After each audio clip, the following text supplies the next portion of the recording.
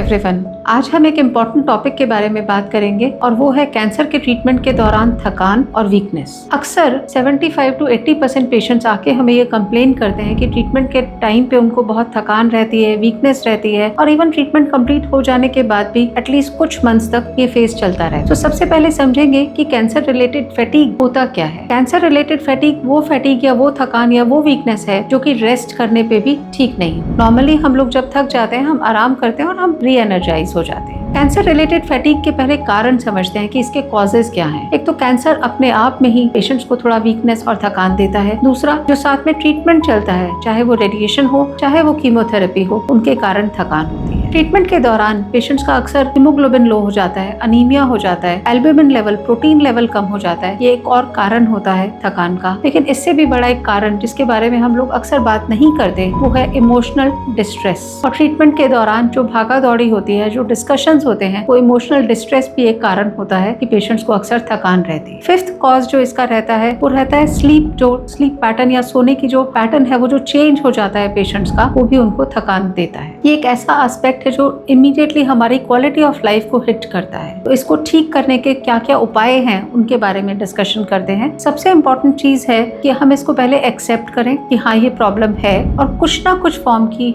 Light exercises, चाहे वो थोड़ा वॉक हो, चाहे थोड़ा स्ट्रेचिंग हो, चाहे प्राणायाम हो, चाहे हम बैठ के करें उसको, चाहे हम रूम के अंदर अपने घर के अंदर एयर कंडीशनर कूलर ऑन करके करें जब बाहर बहुत गर्मी है, और कुछ ना कुछ form of exercise, yoga, walking जरूर करें इवन ड्यूरिंग ट्रीटमेंट। सेकेंड चीज है कि हम इस टाइम पे अपना जो फूड है, खाना पीना है, उसमें ये देखें कि हमें खाना पीना बहुत न्यूट्रिशियस मिले, उसमें प्रोटीन ज्यादा हो, आयरन रिच फूड ज्यादा हो ताकि उसकी कमी नहीं हो। थर्ड फैक्टर जो ध्यान रखना है वो है हाइड्रेशन। पानी हमें एडिक्वेटली लेना है। बॉडी अगर हाइड्रेटेड रहेगी तो ये प्रॉब्लम्स कम होंगी। चौथा, हमने अपनी स्लीप को ऑप्टिमाइज करना है। कोशिश करना है कि हम अर्ली स्लीप करें और उसके लिए ये भी ध्यान रखें कि हमने अपने फोन, कंप्यूटर्स, टीवी जिनसे भी ब्लू रेज निकलती हैं उन प्रोडक्ट्स को हम अपना 6 से 7 बजे के बाद ना यूज करें। ये भी हेल्प करता है। Fifth factor, psychological distress. जहाँ तक हो सके कोई सपोर्ट ग्रुप या कोई ऐसी कम्युनिटी ज्वाइन कीजिए जहाँ आप लाइक माइंडेड लोगों से मिल सकें और थोड़ा लाइट फील